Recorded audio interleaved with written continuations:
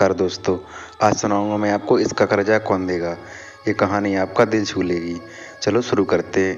बहुत पुराने समय की बात है। एक गांव में एक भले आदमी गंगाराम का देहांत हो गया था। तो जैसे ही उस आदमी के परिवार वाले उसकी अर्थी को शमशान ले जाने लगे, तभी अचानक एक मोटे ताजे सेठ ने उस अर्थी का एक पाँव पकड़ लिया और बोला कि मरने वाले इस गंगाराम से मैं 2 लाख रुपए कर्जा मांगता हूँ, इसलिए पहले मुझे मेरे पैसे दे दो, तभी मैं इसकी अर्थी को शमशान ले जाने दूंगा। अब तमाम लोग तमाशा देख रहे थे। तभी उसके तीनों बेटों ने कहा कि हम तुम्हारा कर्जा नहीं देंगे। पिताजी का कर्जा पिताजी जाने, और वैसे भी अब तो वो इस दुनिया में नहीं रहे। अगर तुम्हें इनकी अर्थी ले जानी है तो ले जाओ। ये सुनकर पूरा गांव गंगाराम के तीनों बेटों पर थू थू कर रहा था। अब गंगाराम के तीनों बेटे उस कर्जे को देने से पीछे हट गए। तभी गंगाराम के भाइयों ने भी कह दिया कि जब बेटे कर्जा नहीं दे सकते तो हम क्यों किसी का कर्जा भरें। अब गंगाराम की अर्थी को वहाँ रोके हुए बहुत देर हो चुकी थी। तभी ये बात गंगाराम की इकलौती बेटी तक पहुँच गई। तो वो भागी भागी अपने पिताजी की अर्थी तक पहुँची। तभी उसने देखा कि उसकी पिता की अर्थी का एक पाँव किसी बड़े सेठ ने पकड़ रखा था।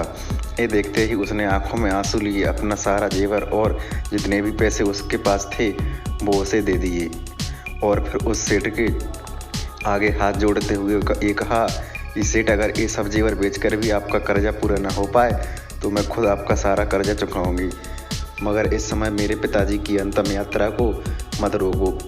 तभी उस सेठ ने गंगाराम की अर्थी का पाँव किसी और को पकड़ाकर उसकी बेटी के पास आकर बोला कि मुझे माफ़ कर दो बेटी, दरअसल बात यह है कि मुझे गंगाराम से 2 लाख लेने नहीं बल्कि देने हैं। गंगाराम ने 3 साल पहले मेरी कुछ मजबूरी पड़ने पर अपनी एक ज़मीन बेचकर मुझे 2 लाख रुपए दिए थे, और वो इतना भला आदमी था कि मुझसे 1 रुपया भी ब्याज नहीं लिया। और आज जब मैं गंगाराम के रुपए लौटाने आया हूँ तो मुझे खबर मिली कि उनका तो देहांत हो गया। इसलिए मैं बड़ी ही सोच में पड़ गया था कि अब ये रुपए मैं किसको दूँ। इसलिए मैंने एक खेल खेला ताकि गंगाराम जी के ये 2 लाख रुपए घर के एक ऐसे सदस्य के पास जाएं जो वाकई में उनको प्यार और उनकी इज्जत करता हो। और बेटी, आज तुमने ये भी साबित कर दिया कि अपने माँ बाप को एक बेटे से बहुत ज़्यादा एक बेटी ही प्यार करती है। इसलिए ये 2 लाख रुपए मैं तुम्हें सौंपता हूँ। काश तुम जैसी बेटी हर घर में हो जो अपने पिता की इतनी इज्जत करती है। ये सब देखकर गंगाराम के बेटे और भाई का सिर शर्म से नीचे झुक गया। वाकई में दोस्तों, ये बात एकदम सच है कि एक माता पिता के बेटे से ज़्यादा बेटी ही प्यार और उनकी इज्जत करती है। इसलिए दोस्तों, बेटी